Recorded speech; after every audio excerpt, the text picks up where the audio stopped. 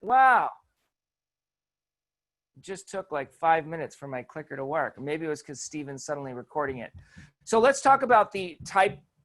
And I'm hearing, what is that sound I'm hearing?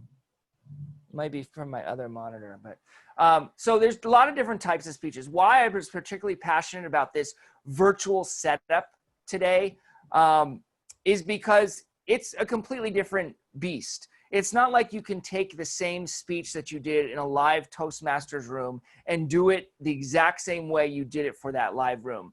If you do that, it comes off as a little bit out of touch. For example, if I'm giving a contest speech and in the live room, I was like, contest chair, Toastmaster, and fellow guests.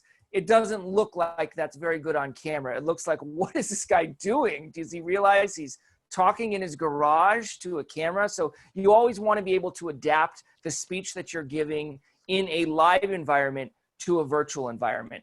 But I do want to preface a couple things as we talk about different types of speeches. I jinxed it. Steven, did you stop it right when you recorded the seminar? Oh, maybe that was it. It worked for a second, and now it's not working. Oh, well. Oh, now it did. Maybe it's just that the angle of my clicker is not hitting the remote. Could be it. Yeah, I think that's what it was. What we're going to talk about today is, let's quickly go over different types of speeches. If you're giving a toast, the purpose of that toast speech is pretty straightforward. When you're giving a toast, especially at a wedding, you're wanting to celebrate. You're wanting to entertain, whether that's a wedding couple, whether that's someone's birthday celebration, whether that's their 50 years at a company. When you're giving that toast, you're celebrating something. And typically you're leveraging stories or telling some sort of anecdote to entertain the room itself. When you're in a business presentation, particularly sales or when I'm talking to my boss, a lot of the times my key objective with that speech is to persuade. I want to persuade someone else of my point of view in that room at that moment of time. That might be to persuade them to invest more dollars in a particular business. It might be to persuade them to go forward with a particular type of creative in a marketing plan. It might be to persuade them to, we need to staff up and hire 20 more people, or we need to invest in this HR resource if we're going to meet our objectives. So there's multiple different types of ways multiple different types of objectives within a business format, but typically that is to persuade. When you're talking about a seminar, like what we're in right now, a workshop, a seminar, or something of that nature, the typical goal is to educate. Right now, my goal with you today is to educate you on virtual presentations, how to be most effective. I'm going to give you a lot of tips on how to effectively communicate virtually. That's my main goal. It's not really to inspire you, although if you are inspired, great. It's not to entertain you. My goal is to convey knowledge that I think is important, that has helped me a lot in my journey as a Toastmaster, and I want to educate you. Now, here's the key. When we're talking about typical Toastmaster speeches, particularly as it relates to, say, contest speeches, or most, I'd say 70% of the speeches you see at Toastmasters meeting, the typical goal there is to inspire. You're typically wanting to share a unique message. There's a message you have that you feel passionate about that you want to share with that audience, and you want to inspire them to maybe believe in the message, sometimes to take action, and so on and so forth. Now, I say this to you all today because these virtual tips are going to be shared cannot be related to every environment. When you're thinking about a particular type of audience, you need to know the audience and you need to know the room. For example, if I'm in a meeting with my team and I'm in a business meeting and my goal is to convince them that we need to take this new initiative. I was just in this meeting today, actually, right before I jumped on this call. I wanted to convince them to go forward with this new plan to create these new marketing collateral that will educate consumers. I'm not standing up with the lights on in my garage and looking straight into the camera lens like I'm doing right now. You would look out of touch. You would look weird. In that situation, I'm sitting down, I'm having a conversation, I'm a little more casual. It would look weird if I was taking a Toastmasters environment, like a Toastmaster speech, like right now, and automatically conveying that to all types of environments. That said, there's a lot of tips that you can cross over into different types of speeches, like business speeches. But my point here is that not everything crosses over. And in this seminar today, in this workshop, I'm particularly talking about the context of Toastmasters speeches. That's the context I'm talking about this virtual framework. Like I said, a lot of the tips that I'm giving will be able to apply to other types of speeches, but not everything. And I just want you to be aware of that, because if you're like Aaron told me, and if you're in our club, you know that I always get on to my other members if they're not standing delivering their inspirational Toastmaster speech, if they're sitting. I stand by that. We'll go over that today. But you can't say, I was at my company and took this seminar and Aaron told me to stand always. I'm not saying that. You don't want to always stand. You don't want to take everything I'm saying in all contexts. But we are going to be talking about Toastmaster speeches, something I'm very passionate about. And a lot of what I'm going over can be gleaned into other types of speeches as well. Any questions about any of that? Aaron, it's Robert. Yeah. So why are you standing? Isn't it more comfortable? And you can be closer to your computer to do the, flip the slides by just sitting down? Well, great question, Robert. Because this is a seminar style format, I feel that a lot of the tips that I'm giving, if I'm not living those tips themselves, what kind of teacher am I? So I'm going to be giving a lot of tips, but if I'm sitting, which is rule number 1, don't do, and I'll get to that in a minute, then I'm not able to accurately live those types of tips. I also feel that by standing, I'm an active person. I like to move my arms. That's just kind of who I am. And standing actually allows me to be freer with my expression, with my body movements, and with all that than if I'm just sitting looking at the camera. But there may be a point tonight, particularly when other people are giving speeches like their table topic speeches, that I will sit down, and I'll sit down and take a little break and drink my glass of water. And my other recording is making sound. I don't know why, but I don't think there's anything to do about that. Okay, let's move on. So let's talk about these 3 V's. Okay, so there was this psychologist many decades ago. His name was Albert Mehrabian. And forgive me for any people who know that I'm pronouncing his name incorrectly. But he did this whole study about how people are affected by different types of communication.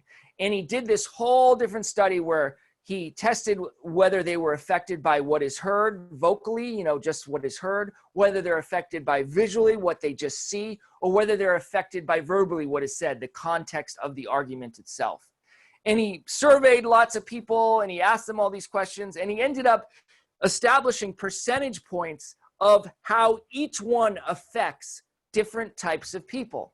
Now, for anyone who hasn't seen this study, does anyone have a guess for how much each one of these thirds is affected? Is it 33%, 33%, 33%? Are they all equal? Does someone have a guess for which might be more than the other ones? Feel free to call out. Visual, the highest. Visual's the highest. It's a guess? I second that. Anyone else? What percentage do you think is equated, and someone who didn't just guess visual, what percentage do you think is visual versus vocal versus verbal? Rough guess. What do you think the percentage is for vocal? Let's start with vocal. What percentage of affecting other people is vocal? What they hear? 20%. Out of 100. Out of 100, 20%. 20% vocal. And what percentage vocal. do you think is visual? 60. 60% visual. Good guess. What percentage is verbal? Anyone else? 13%. 25 visual and 75% visual and verbal. No, sorry, and vocal, and 25% verbal. 25% verbal. Okay, good guesses. You guys were all right in guessing that visual was the most. Check this out. Vocal is 38%. What is heard, people are affected 38%. Visual is 55%. That's the big winner. And verbal, what is said, is only 7%. So this is general statistics. I'm not sure that this would perfectly apply to Toastmaster speeches, but I do mention this in the fact that how you are seen is the most important factor into whether you are going to persuade others of your point of view, bar none. Whether you're a Toastmaster, whether you're a salesman, whether you're an influencer on Instagram, how you are seen is the most important thing. Verbal only accounts for 7%. Now, I'm really passionate about verbal. I'm passionate about storytelling and constructing the story. But I do want to leave these up here because I think a lot of times, especially Toastmasters, they're so nervous about the verbal and the writing and the this and that. They end up coming in the room and they're not focusing enough on the visual, how they're seen in that room. And it's the most important factor. And it's the reason why we're going to spend the most amount of time on visual, particularly as it relates to this virtual seminar. Hey, Aaron, there's a question in the chat. These numbers, do they apply worldwide, or is like different countries may have different culture that may emphasize vocal over visual? Great question. I don't know the answer to that. I imagine it was just applying to the survey that this psychologist, Albert Mehrabian, conducted it in. So that's a good question. I can follow up, or I'll Google it and figure that out. The study was done at UCLA, so it's an American study. Thank you, Stephen. All right. So unless anyone else has any more questions, I want to talk about virtual. I do have a question. Why distinguish between what is said and what is heard? I understand the distinction, but you, maybe by the way you say it, you're controlling what is heard, right? And how you deliver it. Is that your point? No, the vocal is like if I say, I'm going to the park today, versus I'm going to the park today. Verbal is, it's a beautiful day, the leaves are out, and I'm going to the park with my 4-year-old daughter, versus I'm going to the park today. So verbal is the actual content. Vocal is how you say the content, how you modify your voice, whether there's pauses, how whether you have highs and lows. It's what is actually heard, not what is. Think about what is read. Vocal variety. Can I make a comment, Aaron? Yeah. It's Frederick, by the way. Can I make a comment? Sure. Is that all right? All right. So the reason why visual is one of the things that's most important is because when it comes to communication, depending upon which kind of books that you read, 90% of communication is nonverbal communication. So the way in which you stand up, the way in which your body language is, it's all about how you look to the person that you are communicating with. Like, do you have a strong stance? Are you kind of frail?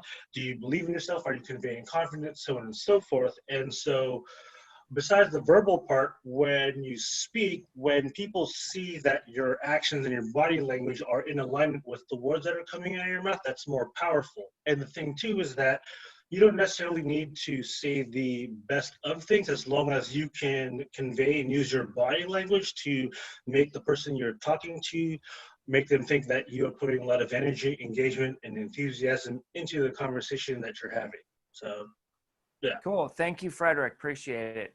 Frederick is the president of my corporate club, so I'm thrilled to have him here today. Thanks. Speaking of visual, for those who joined the call late, I do have slides. I think it helps structure my conversation, but I do want you to take your little cursor. I want you to make my slides small, and I want you to make the chat room or myself bigger. That way you can see more of me and the other people in the room versus just my slides. And I use pretty large font that you should be able to see my slides. Does everyone know how to do that? By dragging the bottom left of the go to gallery view, then drag the bottom left to make that bigger. Bottom left of that window. Yep. Okay. If anyone has any questions about that, let me know. All right. So moving on.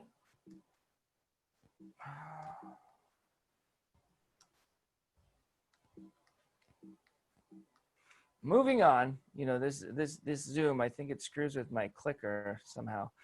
Moving on to visual tips, and you'll see visually, I keep tripping on my light. We'll talk about that in just a second. But let's first talk about the camera type. So when you talk about a setup, your camera type in this new virtual reality is very important. Robert was just talking about how he had to upgrade his whole system and how he had to get a decent camera.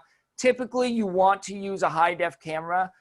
Most cameras are high-def, or a lot of them. If you don't have a high-def camera, then I recommend getting one, either an attachment to your computer or an iPad or something like that.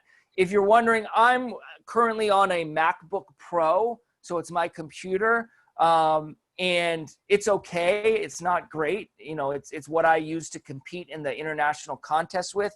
I just was doing a test, and this was also so I could see, and I'll unmute myself.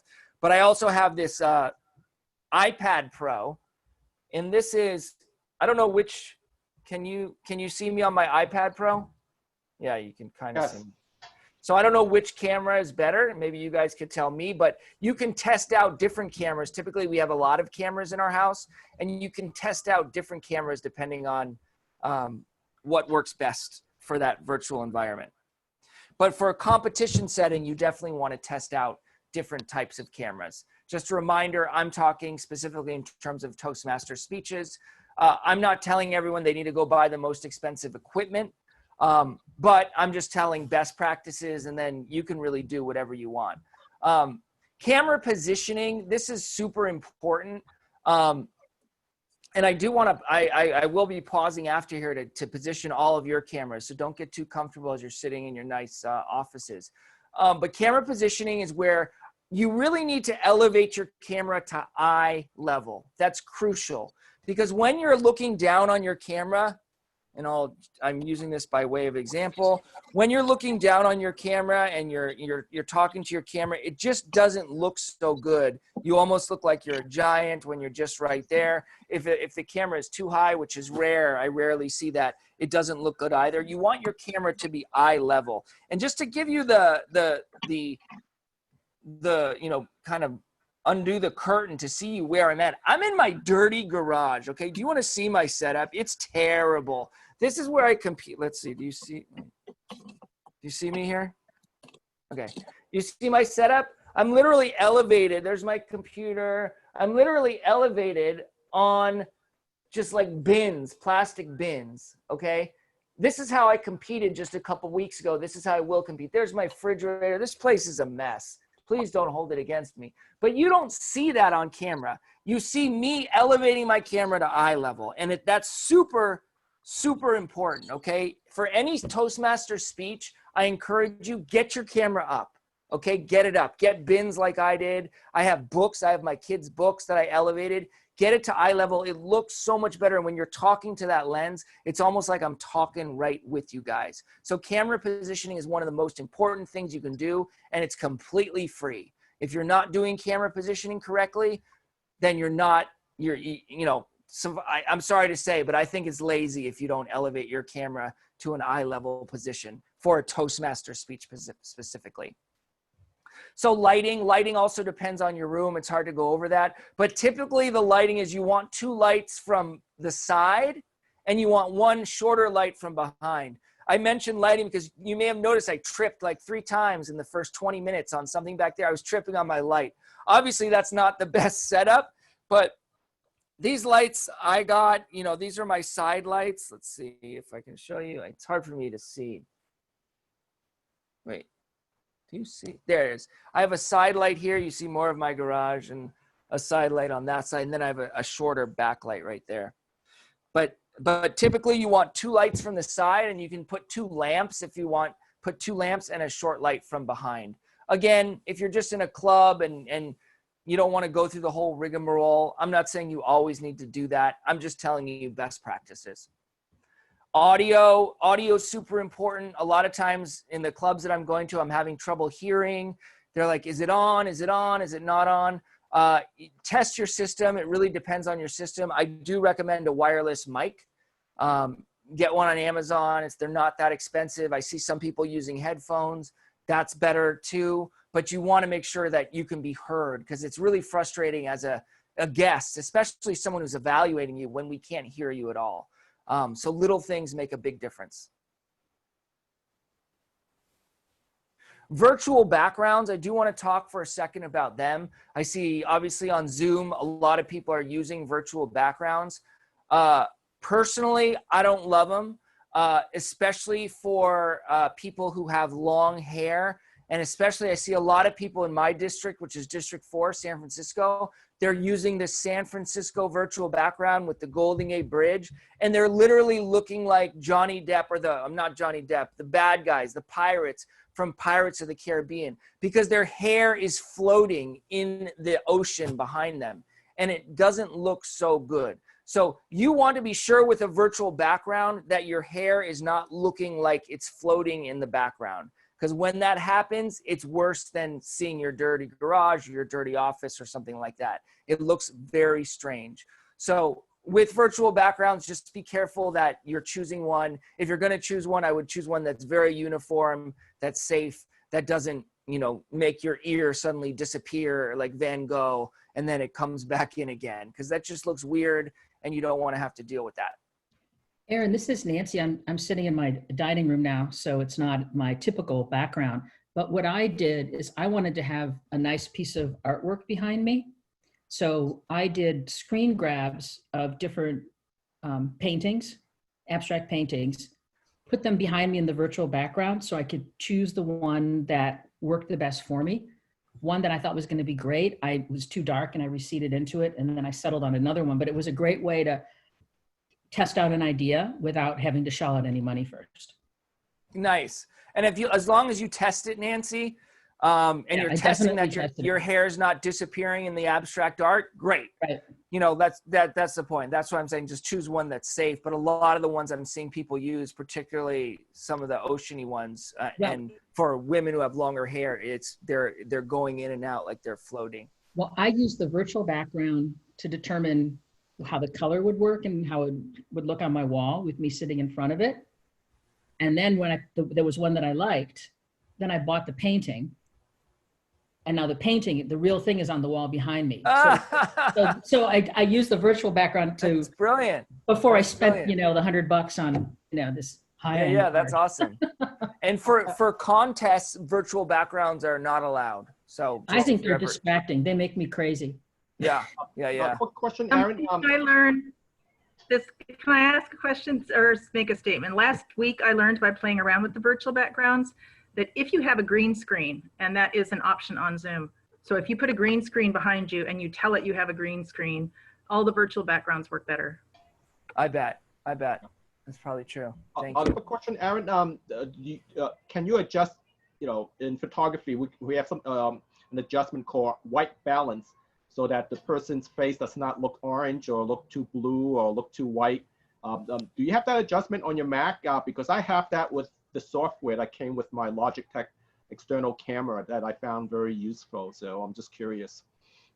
I don't know. I know on Zoom that there is a touch-up feature if you click, which is kind of cool. If you click under the video, there's a caret, and then go to more resources. There's touch up your face, your appearance, and you click that and it'll make you look like you're 20 years younger. So there is that. I don't have it clicked right now, and I'm presenting, so it's hard for me to get there, but maybe you guys can try that feature. I'm not sure. I haven't played around with my Mac enough yet to know your specific question, Robert, but Zoom does have some built-in stuff where you can touch up your feature. Speaking area. So this is defined by whatever you want to make it. For contests, it's defined by the contest judge, and it's usually a conversation. Typically for my speeches, as you know, I like to stand. I typically like to have my arms be able to kind of reach the end of the frame. And I actually do like depth as well as vertical. And we'll get into that in a second. If you're sitting down close to your camera and you're having an intimate conversation, like I see a lot of Toastmasters doing, like this is your speaking area. It's basically your head from your chin up. So your speaking area is whatever you define it in your home office.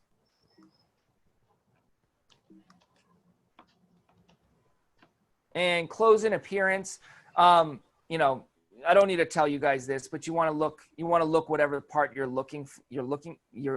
trying to, however you want to present yourself. If it's a casual Tuesday night Toastmasters meeting, I don't usually get dressed up, even if I'm speaking. If it's a contest, I do get dressed up. The only thing that I will caution you on is I wouldn't wear plaids or busy patterns, because a lot of times the camera does make that kind of ocean weird kind of pixelated thing going on if you have really busy patterns or things the camera is trying to focus on and it's having a difficult time focusing on. Otherwise, for normal Toastmasters meeting, I'm casual, but where I live, it gets pretty casual. I think it just depends on your club and yourself. All right. Aaron, yeah. I have a couple of questions in the chat. Do you want me to read them to you real quick? Okay, read them consecutively. Okay. The first one was on lighting, and I think Robert answered it. They asked, what do you mean by lighting? I think at one point you said short light. Yeah. So And lighting, Robert, I was just commenting on, if you want to have a real professional appearance, you need a basic light rig. You can use the lights that are on in your house, but it might be good to invest $100 in a little light rig. And typically the light rig consists of 2 lights from the side and 1 light from behind. I think that's called the key light. Now you can just Google this.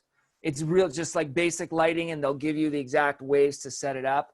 I'm not a lighting expert, but typically basic lighting, 2 lights from the side, use soft white light bulbs, because that's nicer on your skin, and then a light from behind. And as I said, so this is my light. So there's 1 light in my dirty garage. I have another light right there. You're really, I'm really showing you the window. Steven, is this recorded? My dirty garage? And another light right there that's really low. That's what I keep tripping on. It's being recorded. Oh God. Okay. I really don't care. Okay. The other question was, somebody asked, how do you read while you're standing up? So somebody asked, how can you read while standing? So do you have a large TV? Okay. You can't. It's very difficult unless you have a large monitor. So typically with Toastmasters, I encourage people not to read, and I'll get into that more later, but it's very difficult. I think you can do, with normal presentations, there's ways to do where you see your notes and you can read your notes and then they present the other. I don't even know how to do that in Zoom, or if it's possible, because you typically share a screen and then they see your whole screen. So I don't fully know the answer to that, if you're able to read your notes on your device while still presenting. I think it might be a good segue here to say, people, as you have questions, put them in the chat box, and then I will let Aaron know when we have questions, since he can't really read the chat while presenting. Is that okay? Sure. Okay, guys, I'm going to make you stand up. I want to see your layouts real quick. I want to see you standing with your layouts. Make sure you're wearing pants. We want people to wear pants. If you're not wearing pants. If you're not wearing pants, don't stand. If you are wearing pants, stand. Okay? Oh, gosh. Let's see. Pan. Oops. Pan. No. I know, I'm making everyone I'm moving stand. to a new location. Well, it's just for a second. I just want to get, I'm wanting to make people feel uncomfortable. I'm looking at all your layouts. You guys look great. A lot of you guys, just so you know, a lot of you guys, I don't see your names because I'm presenting, but I see 80% of you, your cameras for normally are too low. Your cameras need to be much higher. I'm not going to make you do that now, but just so you know, I see a lot of you looking down at the camera like this, and it's not as effective if you're looking straight. The actual camera on your iPad or your computer should be at eye level. If you're looking down even 2 to 3 feet because that camera is on your desk, it's not as good. So I see some of you making that adjustment. Good.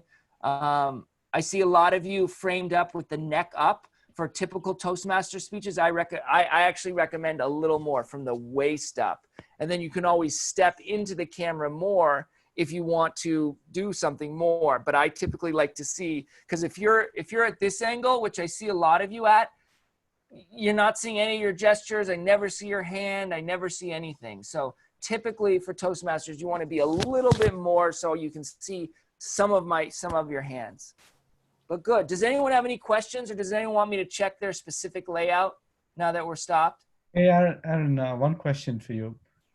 When you are further away, right, your eye, you said the camera should be eye level. Yeah. But if you step away, the camera is not quite eye level.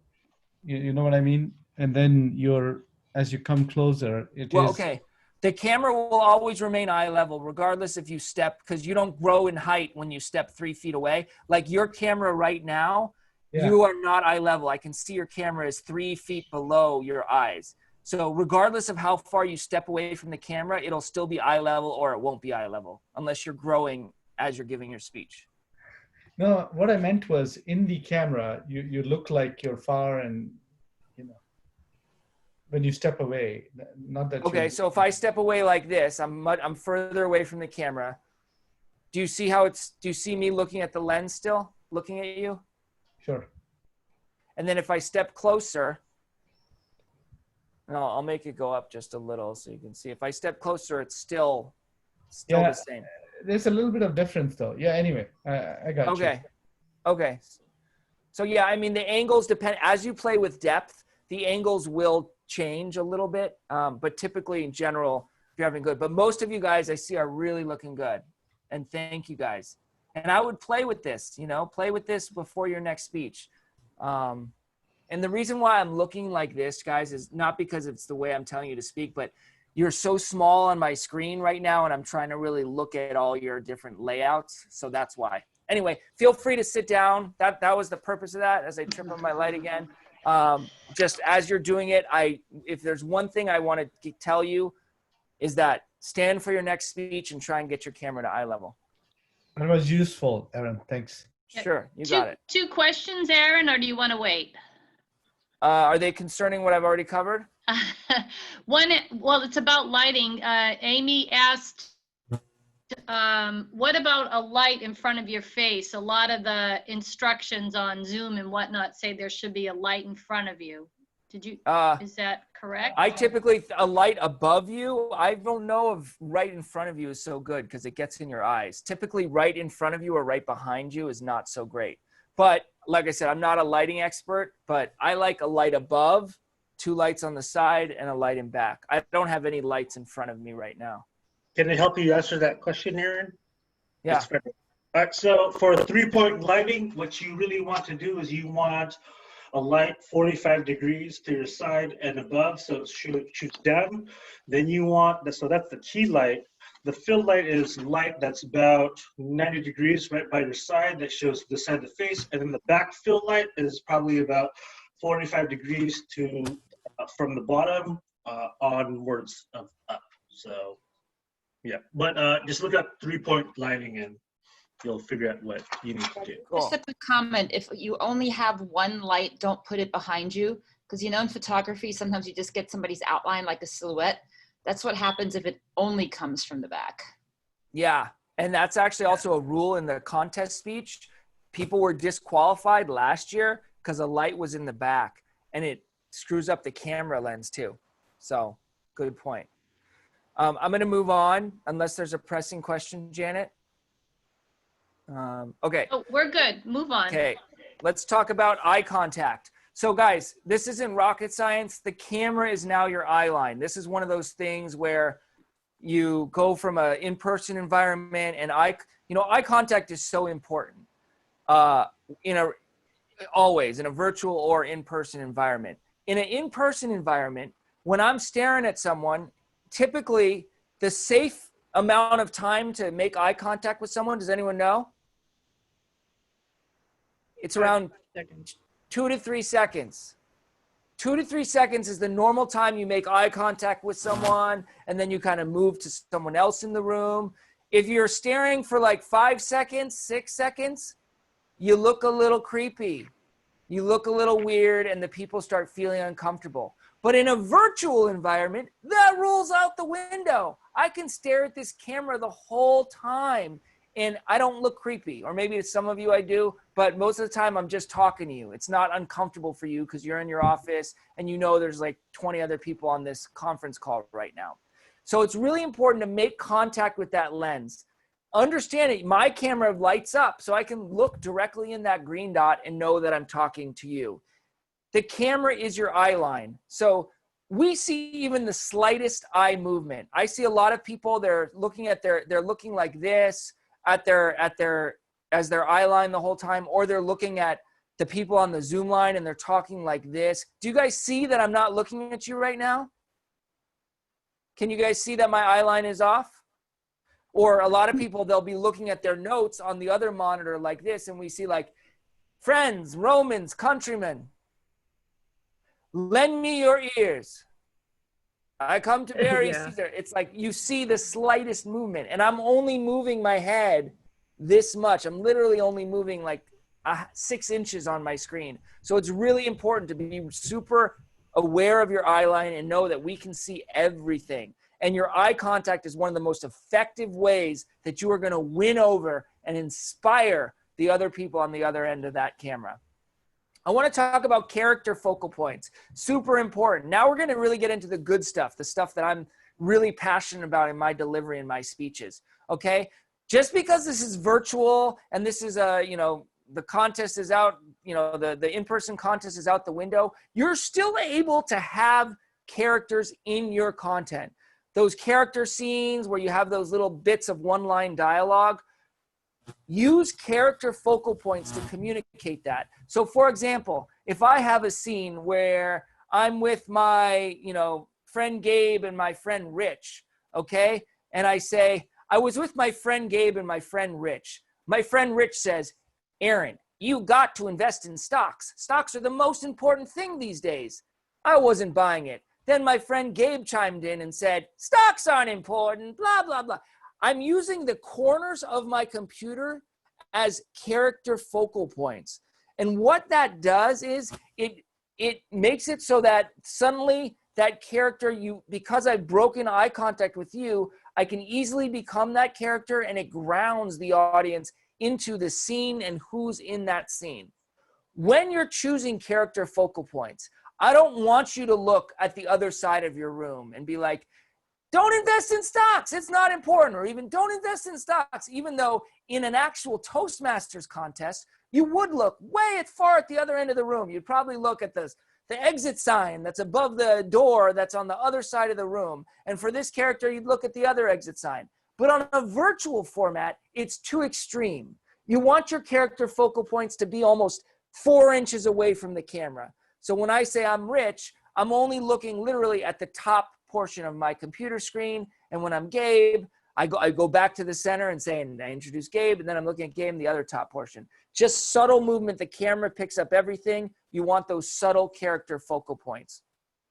I also want to talk about looking away in moments of contemplation. Super important. Now, just because we make contact the whole time and it's really important, when you're contemplating something, especially that really moment where you like discover your inner soul and you realize the error of your ways, or you realize that global warming really is important, there's these moments of contemplation where you want to look away. So I'm talking to you, but then I suddenly realize something and it occurs to me, and I have that moment, and you see the light bulb come off and you go, that's when I figured it out. And then you go back to the camera, and then that subtle look away helps you convince that moment of contemplation and that realization. Because as I look away from you, as I look away from the camera, I look away from you guys, and then you guys are thinking, oh, what's going on? Is he thinking about something? And as I'm narrating that, it helps convey that moment. So use that. That's a really effective technique to use, and it breaks up the monotony of you looking straight at the camera or just your character focal points. Any questions about this? We're going to jump into a table topic now. All right. We're good. Ruhina, you're my timer, right? Yes, Right? yes. Okay, here's where we're timing. I need a volunteer. This is a story, table topic, 1 to 2 minutes. We won't do our typical 2 to 3 San Mateo storytellers versions.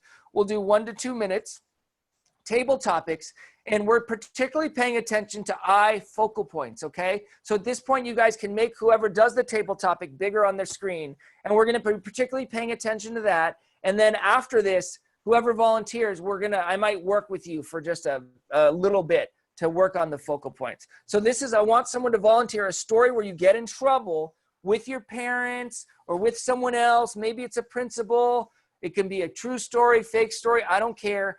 I just want you to have at least 3 characters in the story, one of which is yourself. Okay? Any volunteers?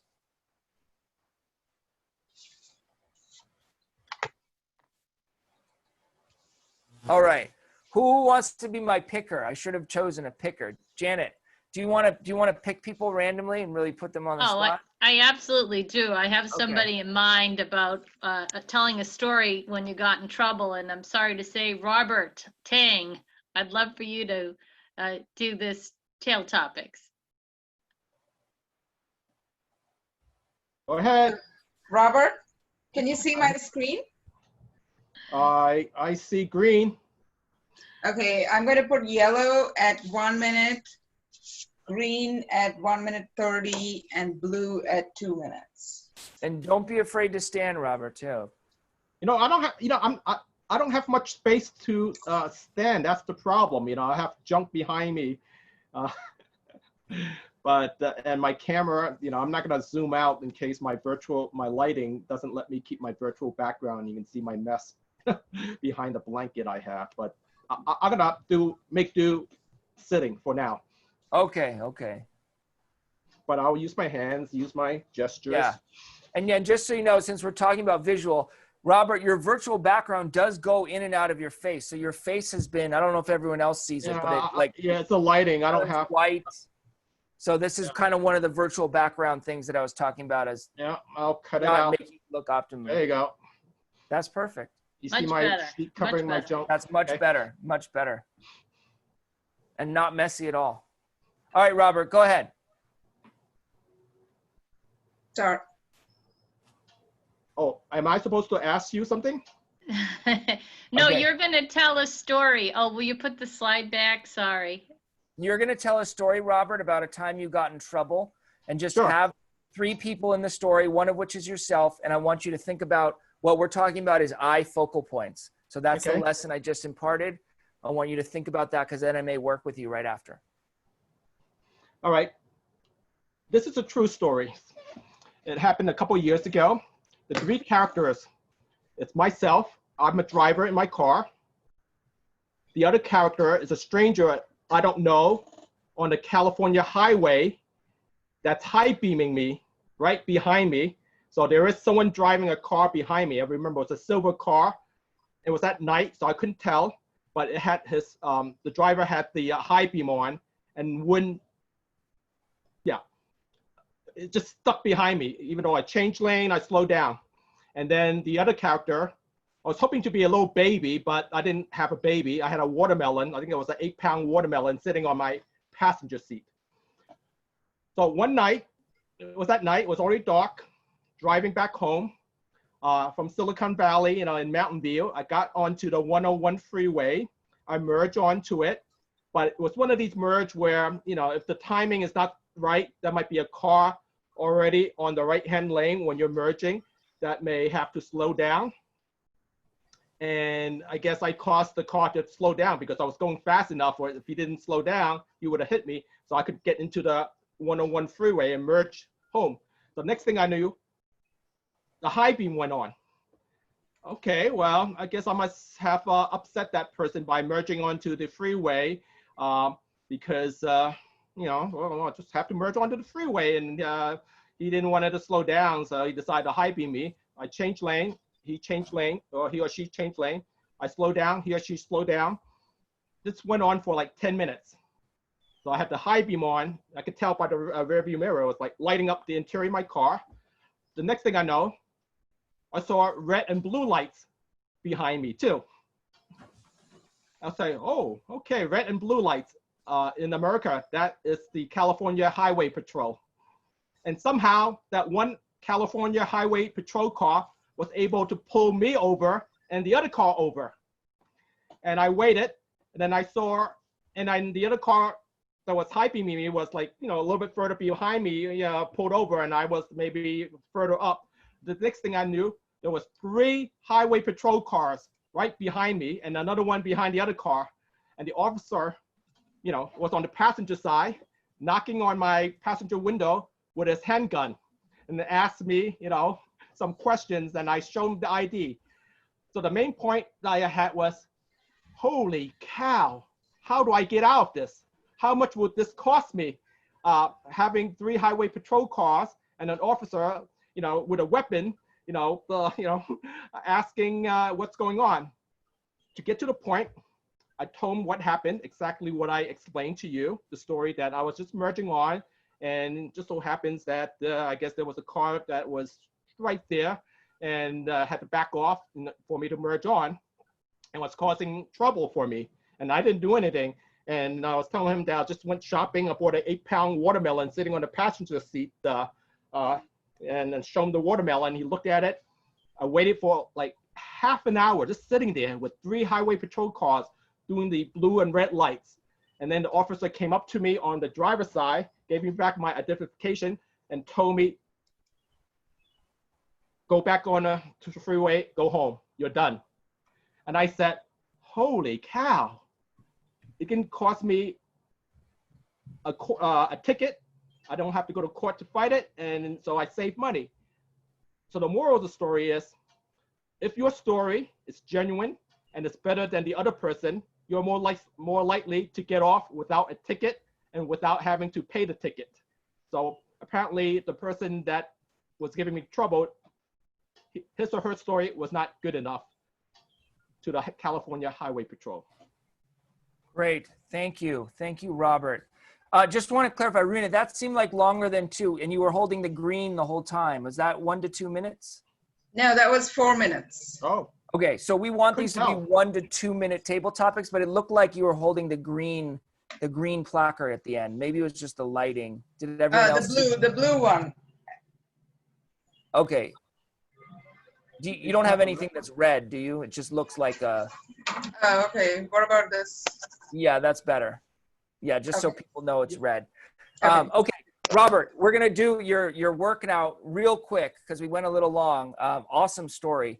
I want you to first find your camera because you were never actually looking at us in the eyes. You were looking down. So I'm looking at the audience. I have 2. I know, but you looking at the audience is not you looking at us. You looking at I'm not used to that's it. a good point. You looking at the audience, me looking at the audience right now. I'm looking at the audience, but I'm not looking at you guys. I look at you guys when I look in the camera. That's I'm looking at Amy, I'm looking at Nancy, I'm looking at Jack, I'm looking at Bob, I'm looking at Dimitri. It's just like I'm so used to my eyes looking at the audience. Maybe I know. Should I shut the screen down, and this way I don't get distracted by the audience?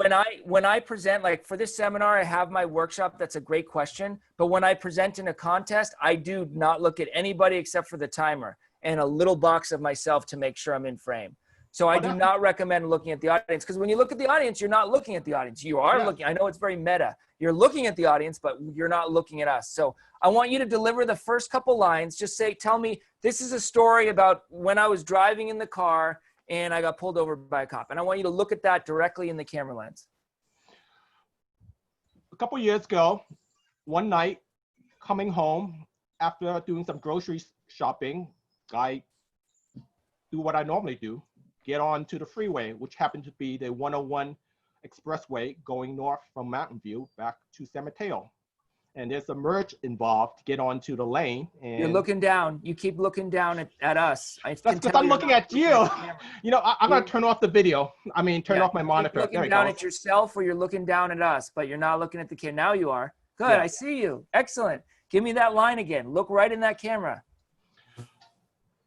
A couple of years ago, what I thought was a normal night of shopping and then going back home from Mountain View to my home in San Mateo. I was driving to get back on the 101 freeway, and there's a merge onto the entrance ramp. And in order to get onto the freeway, I have to make sure that there's no cars, but so that night, it so happened to had a car where the timing is as such where. Good. I'm going I to have to interrupt speed you up. there. You're doing great. Back up just half a step because you're kind of cutting yourself off. You don't need to be so close when you're looking. Back up Okay. just so you're not cutting off your head. Or maybe it's the lighting. You suddenly became out of. I can pan my camera. Well, your camera tried to catch up with you on focus and you became out of focus. I just want to Yo. work on one more thing with you, Robert. That cop. So that was really much better when you were looking directly in the lens, much better than when you did your table topic. Did everyone feel that it was better as he's looking in the lens itself? Much better. We're getting a lot of much betters. Just for that cop, I want you to place that cop in like just the top right corner. So the cop, what does that cop say to you? Embody the cop and then put him in like maybe the top right corner. Now you're in focus. Now that's really good. Yeah, change the resolution. Okay, put him in the top. So just give me 2 lines. One that says, and then the cop pulled me over, look directly in the camera, and then give me 1 line that the cop says to you. So right in camera, and then I want you to find a new focal point, maybe 3 inches away from the camera, and be that cop. Okay. So once I merge onto the freeway, all of a sudden, I noticed blue and red light right behind me. Excellent. That was better. The first move was much better. Did you see when he moved all the way, it was too much? That was a move you would do in a in-person meeting and it would look great. But when he moved all the way, when he just did that and I saw the cop right there, it was enough. And when you move too much, it was too much. So great job, Robert. Thanks for being our first table topics guinea pig regarding this. I'd like to move on. So just to wrap up, focal points, camera, guys, don't look at the audience like I'm looking at you guys right now. I want you to look at that camera and trust that they're connected to you. Trust it, that they're connected to you even when you're giving your next table topic or when you're giving your next speech, because it makes us feel so much more connected when you think I'm looking right at you versus when I'm looking at you on the screen and I'm looking actually down and my focal point is off. All right, I'm gonna go back to screen share. Okay, so facial expression. Can you guys see my screen? And let me just. Yes. Okay, unpin video. Hold on. Okay, so facial expression is super important. Smiling, super important. Smiling goes such a long way, especially in a virtual format. Everyone wants you to succeed. And when you smile, especially virtually, it makes everyone feel so much more relaxed and comfortable. Clicker. Additionally, express excitement and fun. On camera, less is more. So if you're like, yeah, right, yeah, sometimes it comes off as too much, too phony. I'm actually a very expressive person to begin with. So I'm one of that like very few percentage points of people that when I'm working on speeches, I actually have to tone down my true reactions. Because when I'm giving my true reactions, it almost looks like, who is this guy? What is he? Because I'm just a very, I am a very expressive and sometimes loud person. So I have to tone that down at times. How does your face naturally rest? This is really important. I have what I call, and this is something at work that I'm very aware of. Every boss I have to do that. I have what's called a resting dum-dum face, okay? I made up this term, but basically sometimes when I'm pensive and thinking and I'm like, thinking and thought, I look like I'm stupid, like I don't understand, and I look like I'm stupid. Other people have resting asshole faces where they rest and looks like they're always mean and angry. So, and I think there's a term, I don't even forget what it is, but there's different faces, whereas your face naturally rests. You have to be aware of that. If your face naturally rests where it looks like you're confused or naturally rests where it looks like you're pissed off, you have to overcompensate for that. And this is true in life, and it's true for a Toastmaster speech, especially virtual. So just be aware of how your face naturally rests in a natural state, and then you may have to overcompensate so that you don't portray that you're pissed off when really your speech is about being elated and so joyful. Face goes a long way. So if I give you a speech like, this is my icebreaker speech. I am so excited to talk to you guys today. I'm going to tell you a story about when I first fell in love. I was 16. I'm sorry, I'm nervous. So she was the most beautiful person in the world. You know, so there you go is a perfect example of the content being a love story, but my face was not communicating that. And it can go the other way too. If I can be like, I am so pissed off. Oh my God. I got in a car accident today. It was the worst. I feel like killing myself. It was so bad. What are you going to do? What are you going to do? Okay, sometimes your days, you know, and it's almost like you don't believe me, even though I'm telling you I'm going to kill myself, which is terrible, because I'm smiling and laughing and my face is saying the opposite of what my words are. You're not concerned, and some of you may even be smiling because you maybe don't believe you. And this is a classic example of visual being much more important than both verbal and vocal. Classic example. Laughing at your own jokes. So in the real Toastmasters, in in-person environments, sometimes laughing at your own jokes comes off as like, you know, a little bit like, okay, we can laugh at your jokes. Here's a key tip.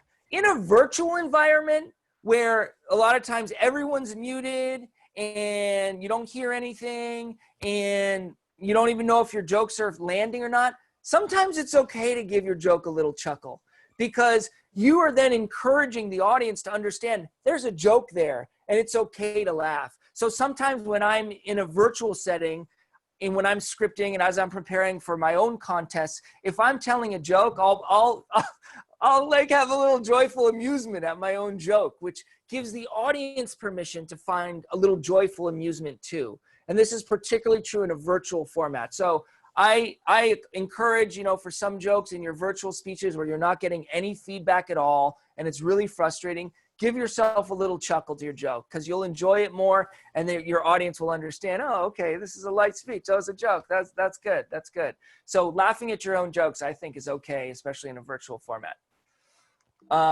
Great. Any questions about facial expression or what I covered? Let's do a quick table topic. This is only going to be a 1-minute one. Okay. So real quick, one volunteer. I want you to tell me. We have a volunteer already. So okay, from the last one, Ajit Joshi volunteered to go next. Okay. You are going to tell us about a thrilling experience. Okay. Tell us about a thrilling experience. And remember, I'm working on facial expressions, okay? So give me highs and lows if you're pissed off, if you're happy, but I'm particularly focusing on facial expressions for this table topics exercise. 1 to 2 minutes and go. I can help with timing. I think Ruhina's our timer. We have a timer already, right? A virtual screen that is kind of effective. Okay, we're ready. Okay, I got it. Oh, we don't hear you. We don't hear you.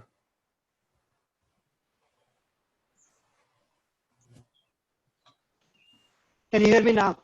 Yes. I was swimming between the two bay bridges.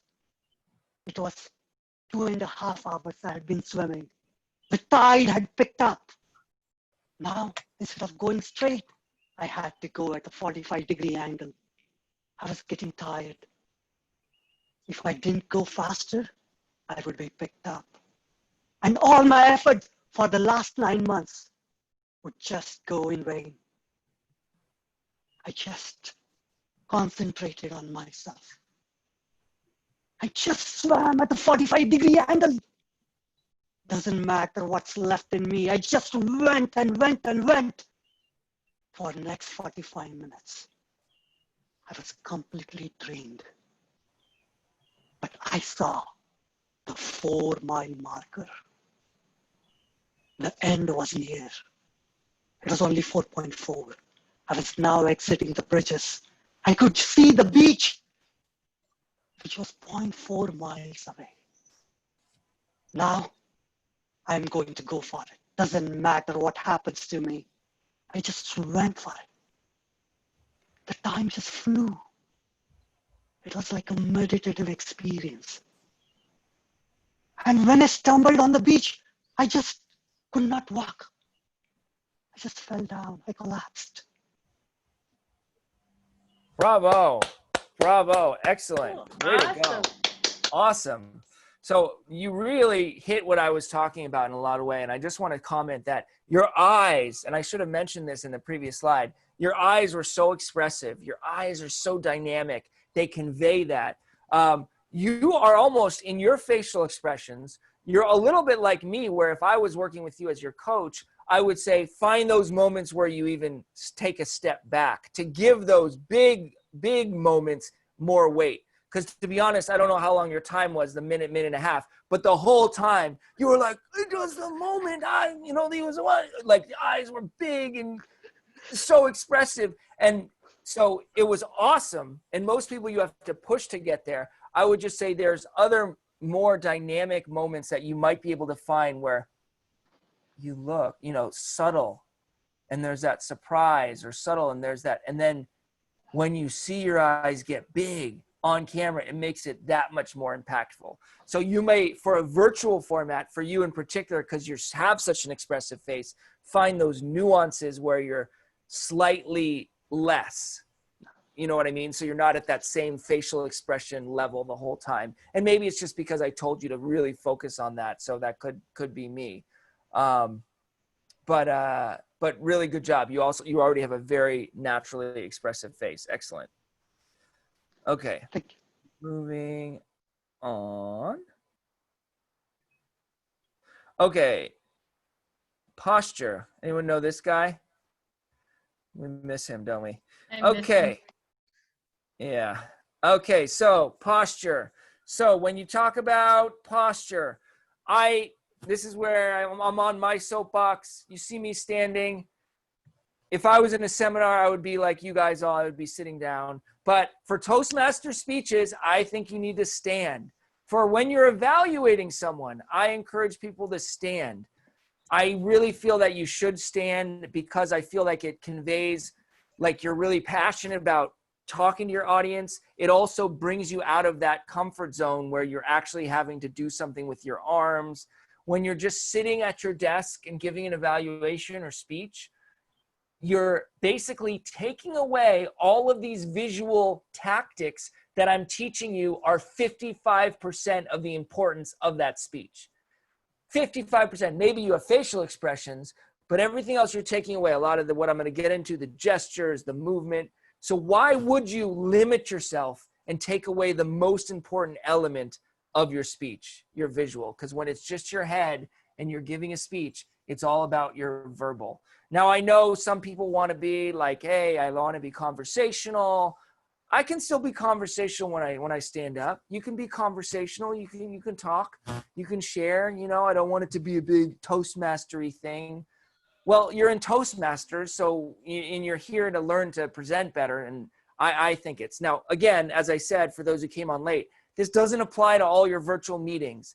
If you go in your sales meeting at work and be like, he told me to stand, you'd look kind of silly doing a lot of the stuff that I'm teaching you. But I think you should strive to stand. Avoid tables and lecterns and just stand straight.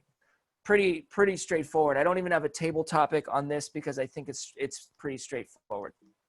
Any questions about posture?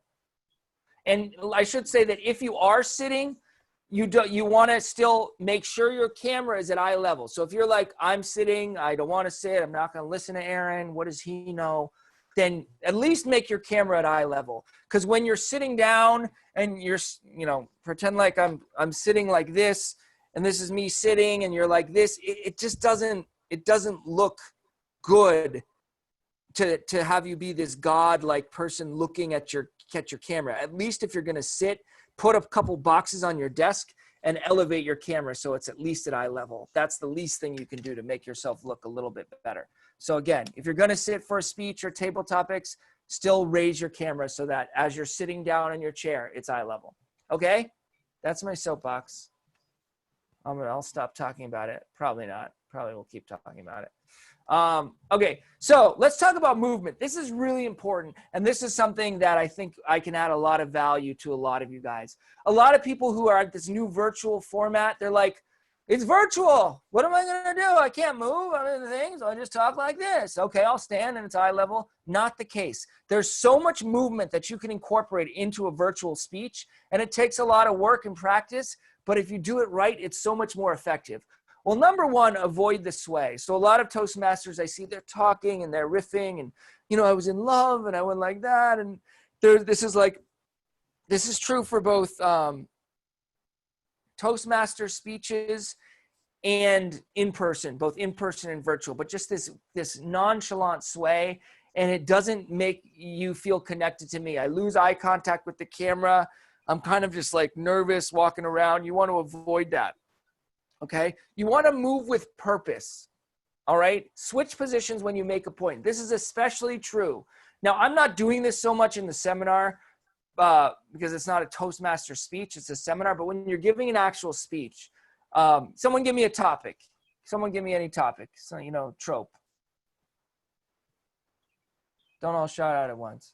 How do you stay cool during a heat wave? Okay, perfect. Okay, how do you stay cool? So when you're talking about the topic, you're looking at the thing, and I'm saying, guys, I'm going to talk to you about how to stay cool during a heat wave. Number one, find the shade. Now, the shade can be anywhere. It can be under an umbrella, it could be under here, but super important to find the shade and stay in the shade. Second point, number two, hydrate. Water is the most important element. So I'm using different positions in this tiny frame. This must be 5 feet across, but I'm using different positions to make a point. And I'm moving on that note. When I say find the shade, here's my shade. You know where the shade is. Why this is so effective is that later on, I can refer back to the shade. So if I'm back here and I go, hydrate yourself. This is where you know I'm hydrating. Now, it's important when you hydrate to also go back to the shade. Suddenly, I'm referring back to that same point that I had before. So you want to move with purpose. And I think I have a point in there about anchor point. So I want you guys to, anchor points. Let me go to anchor points first because it kind of went with the flow of what I was talking about. Anchor points are, so you move with purpose. Anchor points are the points that you're scripting in your speech that have significance. And this is very true with in-person speeches or virtual, but you want to create different anchor points in your scene to create the mood. So, for example, I'm going to tell you a story about when I nearly died because it was so hot. So here it is. I was 12 years old and I was alone outside. My parents left me alone in the garage. It was super hot. And it was a dusty garage. I didn't really know what I was doing, blah, blah, blah. I'm in the garage. I felt alone. I felt scared. Suddenly, I found the garage door opener. So I opened the door, and I was outside, and I started wandering. And I ended up in this park all alone. But it was 100 degrees out. So here's one anchor point. I'm in the garage. I then say another anchor point. I'm in the park.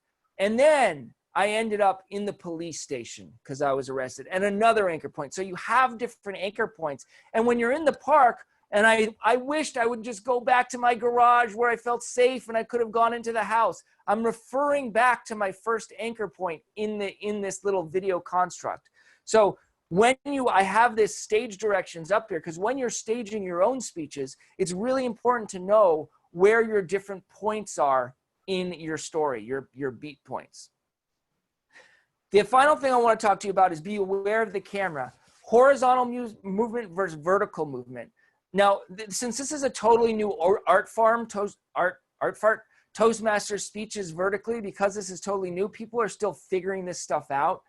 I'm of the opinion that vertical movement is just as important as horizontal movement. So a lot of people are saying, oh, only move horizontally because, you know, this is the best way to move horizontally, and it doesn't make people dizzy by coming in and out. When you come in and out, it sometimes makes people a little dizzy. You're in here and then you're over here. Here's what I want to say about this. Horizontal movement is the main thing, and time goes left to right. So do you see how I'm on? Wait. You know what? So I should go here.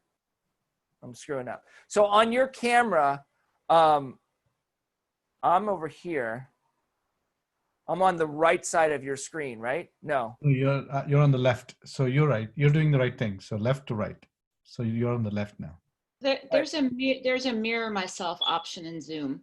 So if you mirror What's yourself, weird is I see myself on the right-hand side now, so now I'm getting confused. I thought we see you on the left. That's really interesting. You see me on the left right now?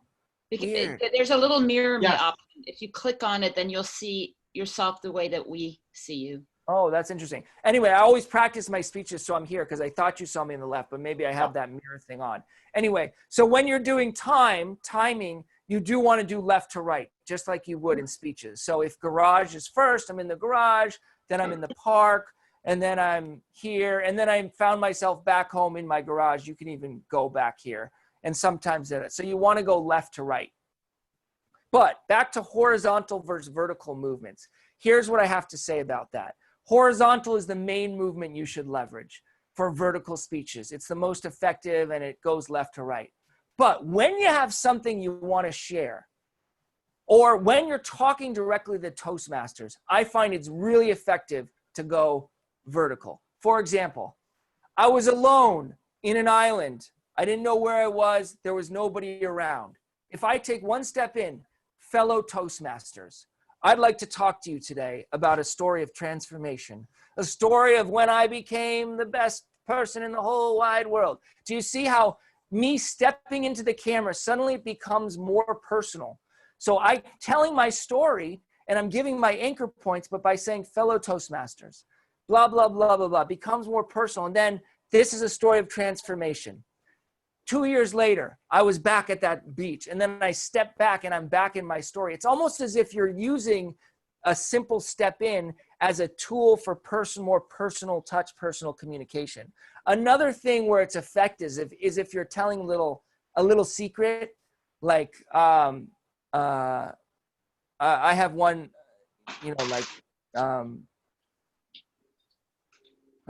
if you say, I thought I dressed up like I was the most fancy person in the room. Everyone loved me. Nobody loved me at all. It's like you're telling a secret and you're getting really close telling a secret, almost like breaking character. Nobody loved me.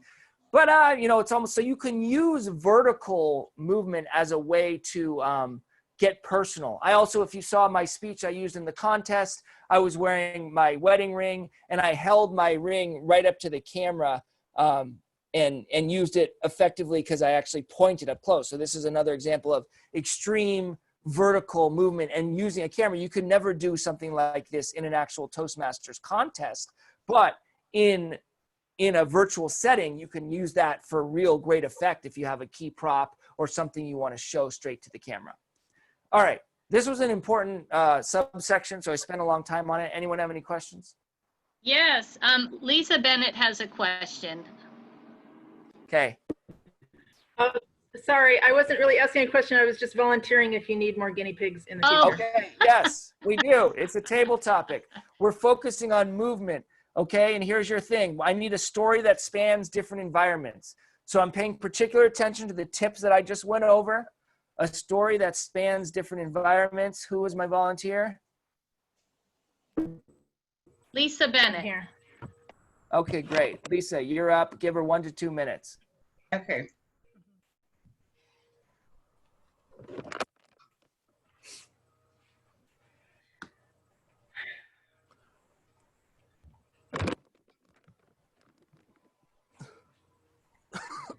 It took us all day to climb that rock in Australia. And I was an experienced rock climber, but I have never stepped off the back of a 3,000-foot cliff before. My lead can't help me this time. The rope is attached at my waist, at my harness. It's looped through a permanent hook at the top of this crumbling rock, and it comes back to a mechanical break in my hand. 1, 2, 3, 4 possible points of failure. Tim can't help me now. I have to step off the rock alone. I am so scared. I'm shaking. and you can't climb rocks when you're shaking.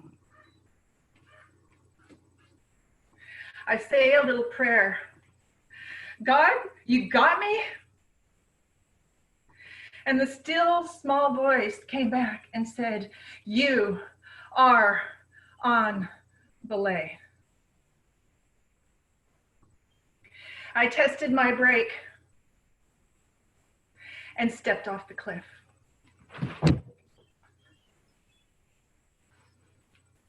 Popped my feet up to perpendicular and bounced down to the next ledge. Then Tim took the rope from me and did the same. In this way, we rappelled all the way down that 3,000-foot rock. At the bottom, when he reached the bottom, I threw my arms around him and hugged him and said, thank you so much. You were a great lead for me. He said, you're a damn good rock climber, which is sweet, but that wasn't exactly what had happened for me that day. I had come against my 3 greatest fears in life. My fear of jumping from something that holds me to something that just might not. My fear of a force that is so great, it can take me out, and all I can do is plaster myself to the rock and wait. And my fear of walking into the blackness backwards. But I know that's my next step.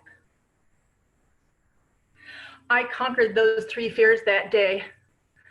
And I just want you to know that when you think you're not enough and you're in a terrible situation and you can't do it and you're not brave enough, remember, you are on belay. Yeah, wow. Wow. Is this a speech I'm assuming this is a speech you've worked on before? Very, very well put together. I gave the entire speech recently to a small audience. I had wanted to do it for an international speech contest, but I've not been able to get it down to 7 minutes, actually. Okay, yeah. Okay, great job. I think you really, you took some of the tips that I gave regarding movement, particularly the verticality of your relationship with the camera, really well. That first one was very powerful when you stepped in. You looked right in that camera lens and you gave that first, I can't remember what you said, to be honest, but I was like, whoa, it was giving me goosebumps. I think that just general tips, your camera is way too low. So you're a good example of your camera height not being at eye level. And most of your speech, you were looking down like this. So it was hard to get your movement exactly right because you were really wanting to look at us, but because the camera was probably 3-4 feet lower than your eye level, it was hard. I think your verticality was great. I think for you, the horizontal, like if I were to work a little bit more with you and as it relates to movement, it's the horizontal piece. So don't be afraid to kind of put yourself on the first, the top of the rock is over here, and don't be afraid to even stand up straight. I love when you duck down, but you weren't using your horizontal movement, which is the main type of movement, as much as you were your vertical. You came into it. Yeah, that's because it's the end of the speech. But during the other 5 minutes of the speech, I've been going back and forth across the stage. Oh, have you? Okay, yeah. Good. And At I the love end of the speech, I have to go down. Yeah, the drop down was great. I love the disappearing. That was a nice little touch. Did you feel it? Did you feel it? I felt it. I felt the fear. I felt it. It was really good. Excellent. Okay, let us move on. Share screen. Thank you for all the volunteers. I appreciate it. Of course, I'm going way longer than a lot of good questions. So this is the last section. Then I had a break, and then we go into vocal and thing. But we don't even need to take a break if you guys don't want to. But I want to talk about gesturing. So it's really important, gesturing. You did a really nice job. What's your name again, Lisa? Sorry, I don't see your name up here. Lisa. Yeah, You did a good job gesturing at the end of your speech with your 3 things. Very nicely done, and it's a perfect example of why a little bit more of the frame is good as opposed to so close. But you want to generally gesture naturally with purpose. You want to know what your default hand and arm position is. A lot of people wonder that, especially new speeches, like, do I put my hands in here? Now, with those people that are sitting, it's so easy. You just have an out. You know, you can just lean up against your table. You can just, you know, not worry about it. And another reason why I'm opposed to sitting. But I think when you're standing and giving speeches, no, you know, don't worry so much about where your hands are. Just think about you communicating the different things in your speech, and your hands will naturally follow. One thing I do want to talk about is level 1 verse 2 verse 3 gestures, okay? It's really important that you push yourself towards a higher number, level 2 verse 3. So no gesture is like this, okay? You're not moving at all. If I say level 1 gesture, it's almost just like this. So the first thing that I want to talk to you about is that global warming is important. Second thing I want to say is save the rainforest. The third thing I want to say is, what's another important thing? Pro-union, whatever. If I'm level 2 gesture, I'm slight bent at the elbow. So number 1, save the rainforest. Number 2, pro-union. And number 3, global, you know, we got to invest in global climate. Now you can see, and if I'm level 3 gesture, I'm almost fully extended. Now, in a virtual format, this is harder, but you can be like, number 1 thing I want to talk to you about is global warming. Number 2, I want to talk to you about is save the rainforest. And third thing I'm going to talk to you about is blah, blah, blah. And you can see, even when I do level 3, my voice naturally went up, and I'm a little more passionate about what I'm talking about because I'm a little more animated. I want to push you guys to do more level 2 and 3 gestures. Level 3 gestures should not be throughout your whole speech, but there may be one moment in your speech where you're like, that's when I realized it. I am blah, you know, whatever that is. Because so many Toastmasters now, they're, you know, and even if you're at a tighter frame like this, you know, they're like, you know, the first thing I want to say is this. Second, it's okay to say, like, guys, I have 3 points I want to make. Number 1, invest in the rainforest. Number 2, invest in global warming, you know, blah, blah, blah. Number 3. So you can see this is a level 2 gesture, but because it's a tighter frame, it shows up bigger on camera. And does this look bad to you saying, first thing I want to talk to you about, the second thing, does it look awkward? No, it doesn't. No. Do people? No, it doesn't look awkward. So I encourage you. No, it looks good. Yeah, it looks good. I encourage you to push the envelope of your gestures so that you're engaging more level 2 and level 3. And certainly when we get back and shelter in place is over, I want to see way more level 3 gestures. In my corporate club, I'm always encouraging people, guys, give me a level 3 here, you know, like give me some level 3s, because right now everyone is just like, scared, you know, give me at least one moment in the speech where you're level 3 and you're really out there and you're showing that passion. All right. One more table topic. And this is 1 to 2 minutes. Any volunteers? I don't see volunteers. Who wants to volunteer? I know we have people who do. Nancy does. Yay. As long as Penny behaves. Okay, Nancy, 3 rules that you live your life by, or 3 rules that you want to share with us. Just something in 3. And you're on mute, Nancy. And have a chance to run and get some books to put up my camera. 3 There rules you that go. I live by. Book, see? Can you see? It's good that you noticed it, Nancy. Yeah, I mean, I know this needs to be higher, but I don't want to take the time. It's okay. It's okay. Since it's a workshop, don't worry about it for now. 3 rules that I live by. 1 is, if I wasn't laughing, I'd probably be crying. And that got me through a divorce. And it got me through being laid off. And it got me through just about anything that has come up in my life. If I wasn't laughing, I'd be crying. The second rule is to not take myself so seriously. It's kind of connected.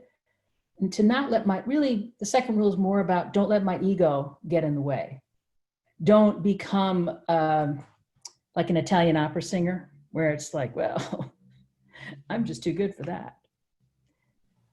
And the third rule is really to just be kind,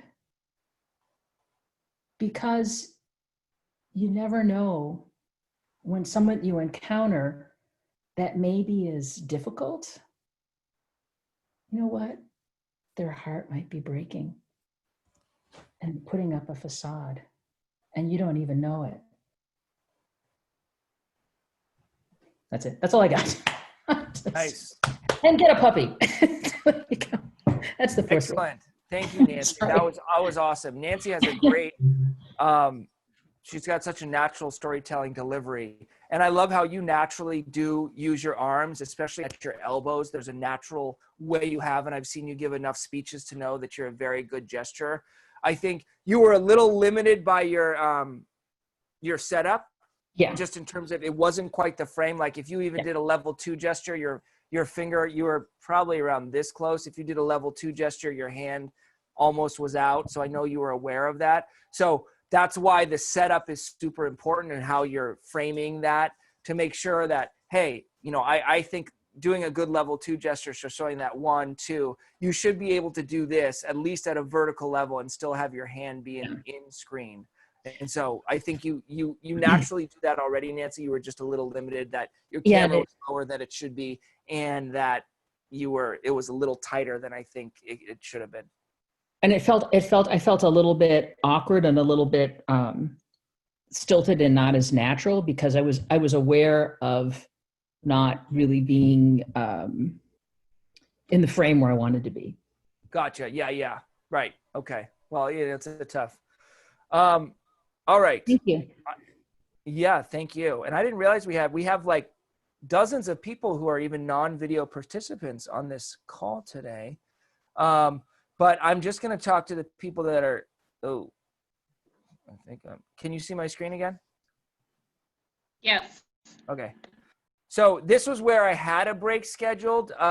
If people want to go to the bathroom, of course, it looks like this will be a 2-hour thing. I will end at 9 because I'm very particular about that. But do you guys want me to power through, or do you want to just, those people that need to take a break, they can, and we can just keep going? I don't need to take a break. Sounds good. Power through. Power through. Okay. And if anyone needs to go to the bathroom, don't worry Power about through. it. You go. You go. All right. So let's talk about this. That concludes the visual portion. We're going to talk about vocal for a little bit. Any questions about visual before, because we've just wrapped up that whole visual section? Just to recap: eye contact, movement, gesturing, setup. These are all components of what the visual components are. And when you're giving your evaluations, you can even bucket your comments in some of these points that I'm talking about, like anchor points or movements or vertical movement versus horizontal movement. So all these things that I'm giving tips on can also go into points about your evaluation itself, if you're passionate about giving evaluations. Quick question, Aaron. Can someone win a speech contest sitting down? International speech contest? Yes. Well, there was one person who I believe was disabled, and he won 25 years ago. So I wouldn't say it's impossible by any means. I just think it would depend on the circumstances. Were you trying to trick me, Robert? Was that a test? No, I just decided that, I'm not going to be standing giving, my setup for a while. So I'm just wondering how impressive can I be if I'm just sitting down, when I'm delivering. I think if the speech works, I think if the situation demands it, there are no absolutes in speeches or storytelling, you know that. So even though I'm giving my strong opinion that you should stand, there are plenty of circumstances where you should sit, certainly in non-Toastmaster setting, and even in some Toastmaster setting, you just may want to sit. Yeah, Lisa. So 2 years ago, I took 3rd place at District 101 International Speech Contest, and my speech was at a table. I wrote the speech. I was anchored to that seat. There was no way I could move during the speech, and it was a very emotional speech. I don't know if anyone here saw it, but I did not expect to take 1st place because I wasn't able to use the whole stage, but the nature of that speech required that I be sitting at a table. Interesting. Yeah, like I said, if the nature of your speech calls for it, that's a totally different premise. If you're setting it up where you need to sit and it's part of the storyline, that's different. if it's just a choice of comfortability, I would say choose the uncomfortable and stand versus sitting and delivering a speech. Aaron, Doris has a hand raised. Doris, do you have a question? I heard that, in can I have a question? It is more important to. Hello, Aaron. Can you hear me? I heard that in a contest, it's more important for people to see your facial expression rather than standing up. You will be a few feet away, then you won't be able to show much of your facial expression. Well, here's what I would say to that, Doris, is that when you're giving a contest, I'm a few feet away. You can see my movements, and typically you would watch me not in gallery mode. You would pin my video, and I guarantee you, if you pin my video right now, you'll be able to see my facial expressions. So I agree that you should see your facial expression. So you shouldn't be far enough away from the camera where you're so small where you don't see facial expressions. But I think there's definitely a way to be far enough where you still see gestures and you see my facial expressions. Okay, thank you. Now you would have to test that out by pinning the video, because in a contest mode, you're not looking in the format I imagine a lot of you have your Zoom settings at right now, which is a gallery mode format. Yeah, speaker view helps a lot too. Speaker view is the option. Yeah. There was someone else who had a question. I couldn't hear it though. And I have a question. And yes, I'm Jack. My question is that someone said for the contest speech for Toastmaster, we should magnifying our facial expressions, even gestures, and to have a stage effect. But someone said we should try to be natural. Everything's performance looks natural. My question is how to balance that, how to make your performance more appealing, more attractive to the audience. At the same time, it's also very natural. How to balance that? Thank you very much. This is my question. Yeah, that's a good question. Those are kind of two conflicting viewpoints you got from whoever told you that. My opinion is that you should always look natural, but you should, if your natural state isn't smiling and being expressive, then you should aim to have that be your natural state. Now, the camera does magnify your thing. So if you're like, hi, it'll pick up a lot. So if you don't want to come across as phony. So I guess the TLDR is be expressive, but realize that sometimes to be expressive, a simple smile will come off just even better than like a big phony smile just to make it look like you're smiling. But now I look like I'm kind of crazy, So be expressive, and be natural. But the camera does tend to make it magnified, as you said. All right. Okay, thank you. You got it. Good question. Vocal cues. So I only have one slide on vocal. The first one is the volume. Depending on whether you're mic'd or not, just adjust. I have a problem with this. I tend to speak too loud, and I may be speaking too loud on the seminar. I'm mic'd, and I may be really loud. But one good way to test this is to, especially for Zoom meetings, is to record yourself on a Zoom meeting when there's no one there. You can just create a new meeting and practice your video and record yourself, and you can record the video and then listen back to make sure your volume is okay. Rate and pausing. Vary your rate. Now, humor, I will say this, humor pauses don't work as well virtually. When you're pausing humor, like for on-stage delivery, a lot of times you're like pausing sometimes for like 7 seconds because there's a huge joke and you want that joke to kind of pass on like wildfire through the audience. But on a virtual format, it's just crickets.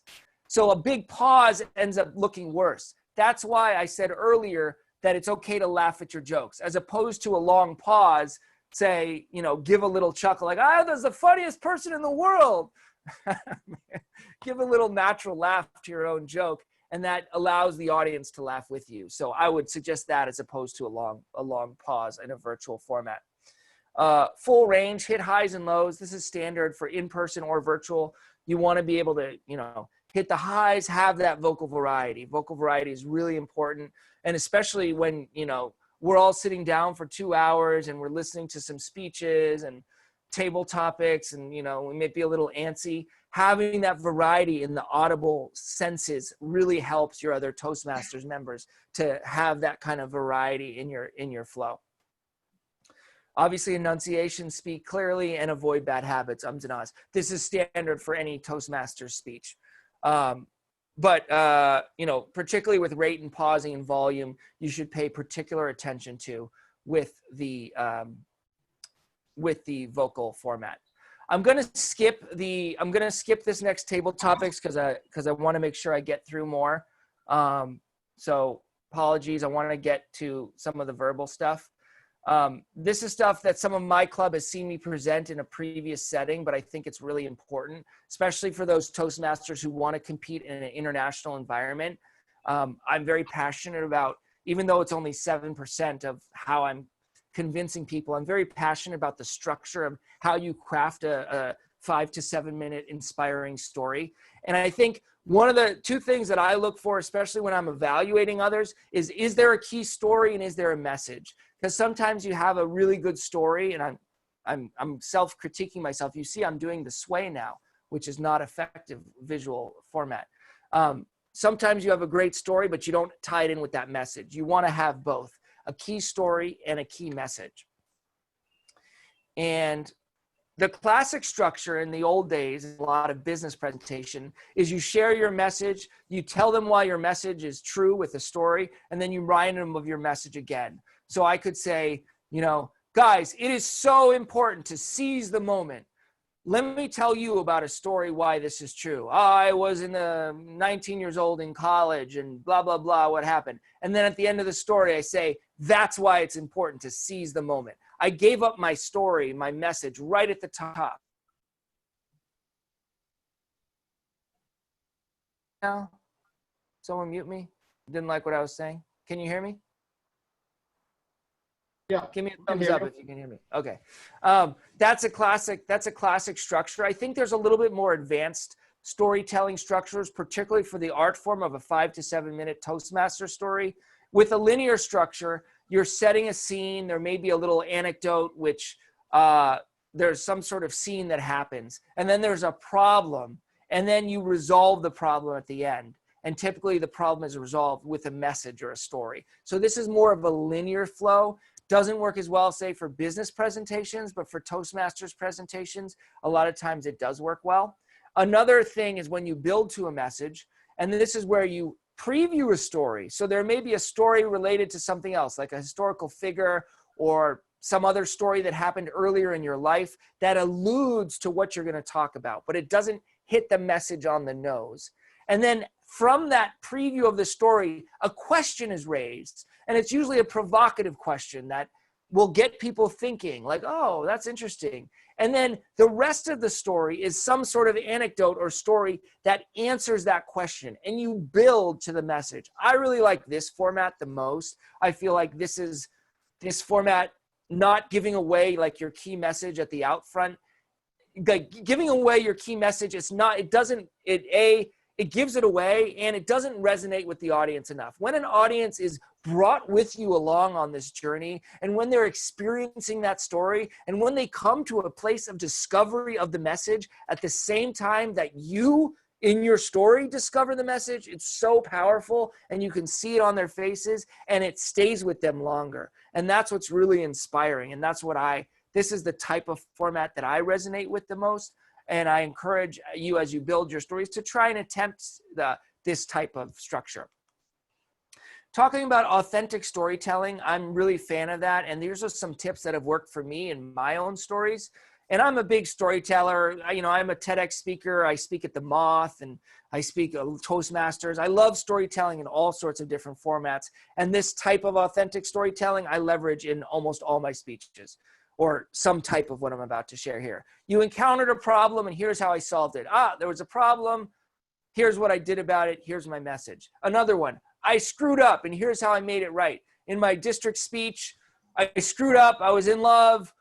I thought one way, I messed it up, but then the rest of the story shows how I got the girl back and I realized that there's always the next moment and I made it right. can't read this. I thought one way, but I was wrong. So maybe you're really stuck in your ways and you thought one way, but I was wrong. And then this is why I realized I was wrong. And this is the true. And finally, my life is crazy. And here's what I learned. This is a very common Toastmasters trope. It's kind of like the biopic of the life.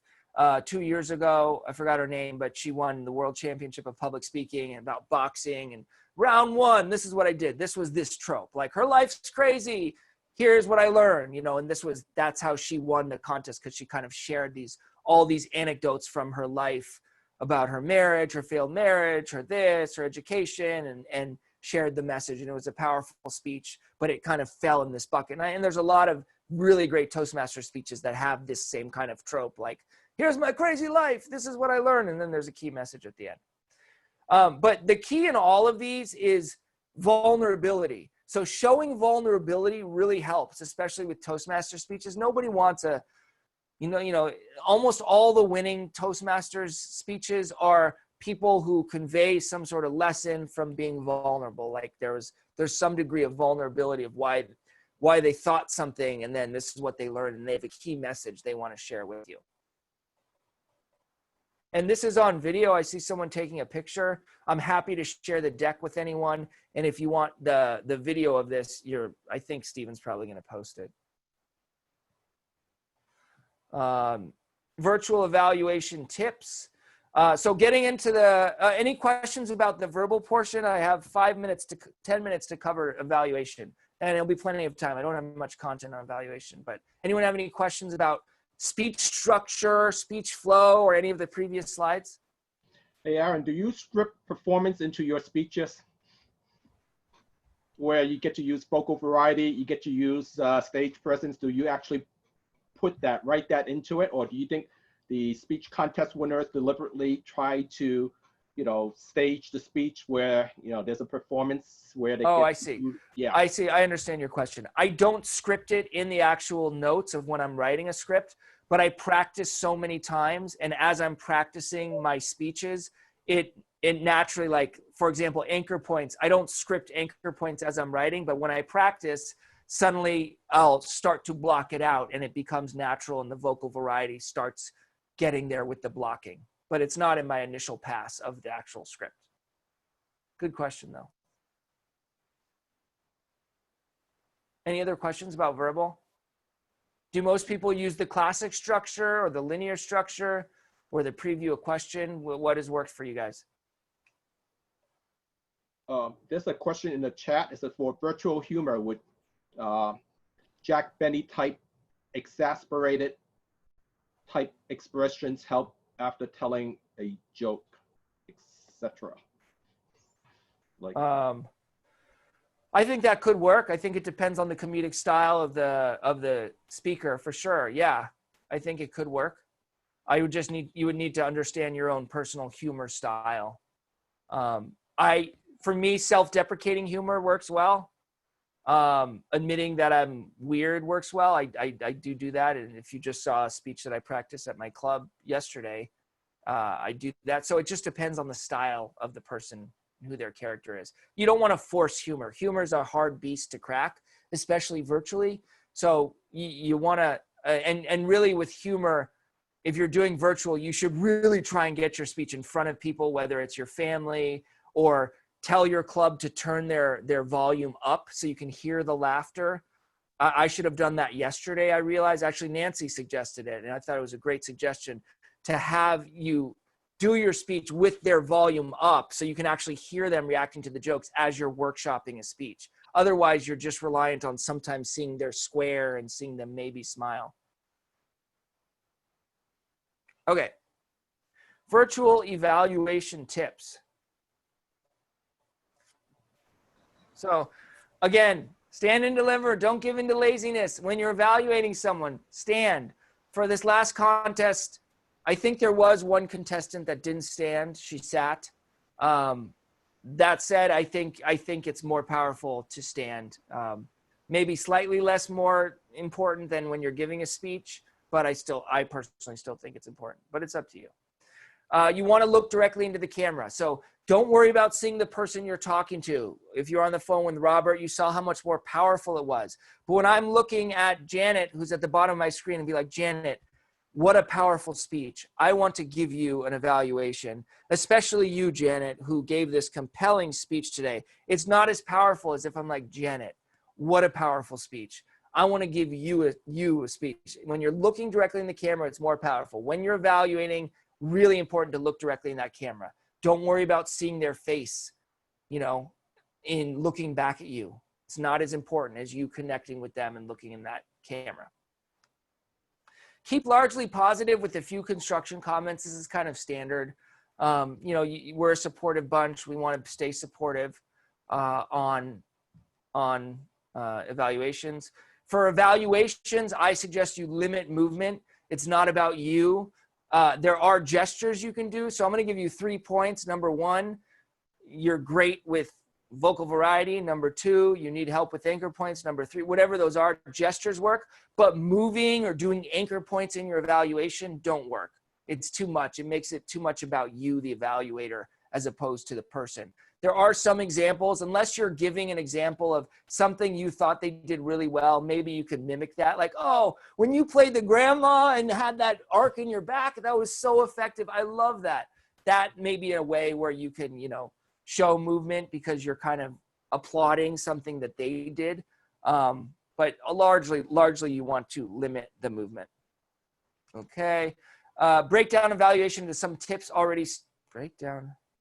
Oh yeah. So a lot of the tips I gave, I structure my evaluation looking at the tips that I gave for the speeches. And then there's a lot of big things, the chat thread evaluation, which we've been sending in our club, where you're sending chat. For this type of evaluation, best to keep it real simple, like 2 points, maybe 3. Give something valuable, but like you don't need to write 3 paragraphs. You usually only have a minute to write that chat thread evaluation. So just keep it simple and something tangible. And just saying, I loved it, it's great. Personally, that's not as valuable as someone who said, one thing you could do is this part might have been improved. Like strive to always have that one thing that maybe could lead to some sort of improvement. For my personal evaluation, I mean, and listen, I'm not an expert. I've never won an evaluation contest at the district level, but this is just what I do. I split my page into 2 sides, and I put content on one side and delivery on the other side. And then I put pluses and minuses regarding content and pluses and minuses regarding delivery. So this format, just splitting a simple page, helps me a lot. And then I'll say like content, you know, message was strong, plus opening, negative, didn't tie in, could have built on the message or didn't have a message. Delivery, plus vocal variety was great, negative, anchor points, didn't have them, negative, gestures. So it's a real simple way of structuring an evaluation. And then I usually start every one of my evaluations saying, I'm going to break down your evaluation in terms of content and delivery. And in a virtual setting, I say, and I'm going to pay particular attention to this new virtual format. And a lot of times in the virtual format, I will give suggestions regarding their setup, their camera angle, whether they stood or not, everything that I'm preaching to you all today. We're not doing a table topic for evaluation. Sorry, we got cut short. But the last thing I want to say is that, guys, practice makes progress. Doesn't make perfect, but the key point is this: you can never practice enough. When I'm practicing, I do my speeches hundreds of times. I record Zoom, like I said, and I'm on Zoom just talking to myself, looking in that camera. I record the speech. I look back at that speech right after I record it to see if I'm hitting the points, the anchor points, the vocal variety. I practice all the time. And if you want to get better at this craft, you need to practice too, regardless of whether you are practicing for a speech or a contest, or it's just a Toastmaster speech. It's important you practice, particularly in this new virtual environment. If you're doing it for the first time, looking at that camera for the first time in your Toastmasters club, you're doing yourself a disadvantage, because when you see that green dot lit up, it's a little scary to look at it if you've never done it, if you've never practiced it before. But if you've practiced it and you practice your movements and you know your framing, you'll be that much more effective, and your message will come across better. That's it. We have 3 minutes for questions. I'm sorry I went over. I really hope this was helpful for you guys, and I hope it added some value for you. If anyone has any last minute question, I'm happy to answer. I have a question. Aaron? Yes. Aaron? Hello, this is Gisela. Okay, I would like to know how you go over to the angle, when you start your career. This writing you heart, this angle you feel you start sweating. So I would like to know how you go over to that, your experience that you have through these years. Sorry, can you repeat how I went over to what? Yes, I would like to know how you go over through this anxiety, this hard writing you get when you start, talking to in public or in the camera. How you get over anxiety? Yeah. Yes, and your experience, you have through these years, you would like to share with us. And also I would like to know your routine when you have a speech. If you could please share with us this. Yeah, I mean, so anxiety, I know some people feel tremendous anxiety. I certainly feel some of it when I'm giving a big speech, but not as much as I know other people feel. I just calm myself. I realize what is the goal at hand. And my goal with speeches is not even to win a contest, but it's to share my message. That's what I want to do. And so I remind myself of the story, of that thing that makes me excited and that message that I have in that story that I want to share with others. And I always try and bring it back to that. So right before I go on stage, I think about that story and I think about that. I leverage that anxiety and turn it into an excitement to tell the story and have an opportunity to speak to people. Right now I'm speaking to, 50 people, and it's an opportunity to share my message about how I think you guys can deliver more effective virtual speeches. And as far as a routine, the day of, I keep it simple. I drink water. I try and eat a healthy meal, eat my protein. I practice the night before, but I try to just relax. I've heard that beta blockers help people who get really anxious. I've never taken them, but I've heard that helps people. If that's what you want. Sorry, I couldn't understand the Beta last. blockers, I think it's something you get prescribed by a doctor, but they're like something that takes down your anxiety levels. No, I've never done it, but I've heard. Herbal tea. Okay. I don't know if anyone's done it. Aaron, someone in the chat has a question that has to do with giving an election speech. Thank you. At a Toastmaster club. So does the election speech need to be conversational, informational, or humorous? The election speech is a good one, and this ties in really well with kind of this story-winning format. The story-winning philosophy is that you have a specific objective of each speech. For a Toastmasters contest, my objective is to inspire and share a message. For an election speech, the objective is to get elected and win.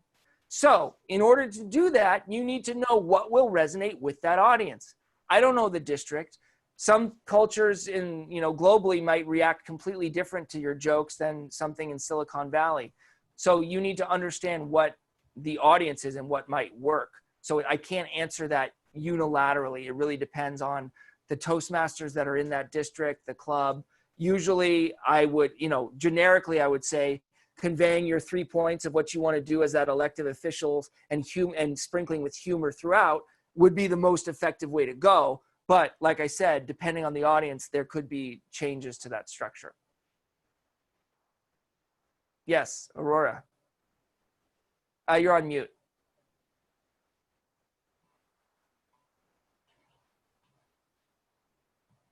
Can you say something? Or? Yeah. She's not muted, but her vocal's not working. Yeah. Her mic's not working. Sorry. Yeah. Well, when she figures it out, does anyone else have another question? Okay. Anybody has question to a? Yeah, can I have a question, Aaron? Can you hear me? Yes. Go ahead, Amy. Yeah. Actually, as you said, we have different personal communication way or style. Maybe I'm not that passionate way as you are. So how to find your own way to be more attractive or more effective in your speech? I think you should always play to your own style, but I think that a lot of people a lot of people rest on their laurels of saying, it's not my way to be, you know, gestury, or it's not my way to be, you know, so dynamic but when you're giving a speech, if the more effective way is to have some gestures and to have vocal variety, you need to push your style to be more of that. So I'm not saying to be phony, don't get me wrong. And there are some great presenters that have a very quiet dynamic to them. But for Toastmaster speeches, and especially if you're competing where the ballot specifically says vocal variety, gestures, it says these things that I'm teaching, you want to try and push the envelope and push your comfort level outside of what you feel comfortable with. And chances are you'll start getting more comfortable with it, especially with like gesturing. Like gesturing, a lot of people don't feel comfortable moving their arms like this, but when they just do it and then they see themselves on camera, they realize it's not that big of a deal. And then you just naturally start doing it more. So I would say stay with your style, but push yourself further toward some of these tips that I'm giving. Okay, Aaron? thank you, Aaron. I will try. Aurora typed in her question. Can I read it to you? Yeah. She asked, when you prepare a speech, do you write an outline and emphasize the ending? How to elevate the key message in the end? Yes. Yes. Typically I write an outline. So I have a document that has all my little stories and anecdotes, like one words, like that time I was in a car accident and this happened, that time that, you know, I fell in love, the time that I lost Toastmasters, whatever. I have all my little anecdotes and there's like dozens of them. And then I figure out, oh, can I draw a message out of it? And then I'll create an outline flow with bullet points. And then after I do that, if I feel that this story is worthy of going into an actual script format, then I'll start writing the actual story. But everyone's different. Some people can go straight. And then from the script format, it's a re-edit. I do dozens of different edits and just trimming, cutting words, cutting syllables. You know, even just syllables are really important in speeches, just cutting out the fat so that the message is really clear. Aaron, do you speak from memorization or you speak from the heart? Well, it depends on the format. Right now I'm speaking from the heart. I had my bullet points with my slides and then I just speak. And a lot of Toastmaster speeches, I'll speak from the heart. But when I'm competing, it ends up being definitely a memorized speech, which is also from the heart. Memorized and from the heart they're not mutually exclusive. You can have a memorized speech that is also from the heart. And I know we're running out of time, but we have another question if I could give it to you. Joanna asks, when I do a speech, there are times that I run out of breath or get tired. How do I overcome these problems? I do all my speeches standing.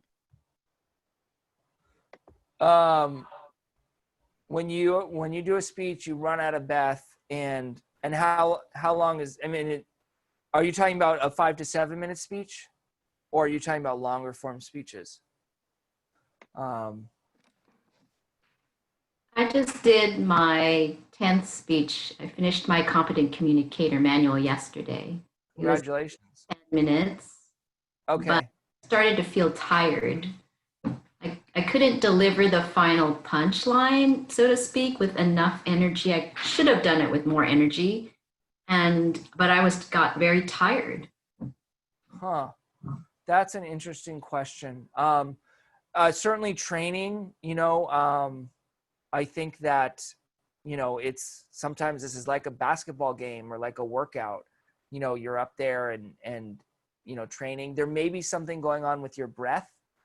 There may be something going on with your breath support and you're not quite breathing the right way. You may be a chest breather as opposed to a diaphragm breather, which could affect your fatigue levels. But if you're getting super tired, like at the end of 10 minutes, I would also explore, you know, why that is. Like, is it a psychological thing? Is it the fact that your body's really like, do you get tired in other physical exertion? I'd have to dig deeper into other physical exertion activities. Do you get just as tired, or is it only speeches? And if it's only speeches, if it's other physical exertion stuff, then you just may want to get your stamina going so that you don't get tired. If it's only speeches, either it could be breath or it could be something where you're just so fatigued from all the adrenaline going through your system. So I'm sorry, I don't know why. I don't have a great answer for you.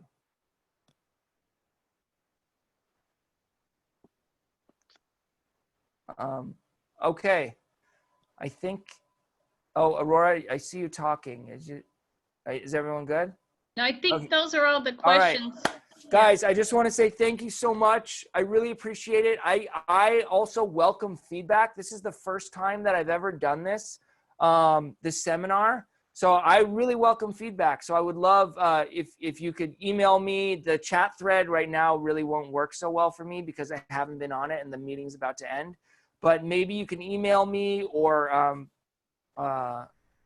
through link, connect with me and give me some feedback regarding what you thought, and negative feedback is even more valuable to me than positive feedback. So if there's something that could have been improved or something that was, could be better, let me know.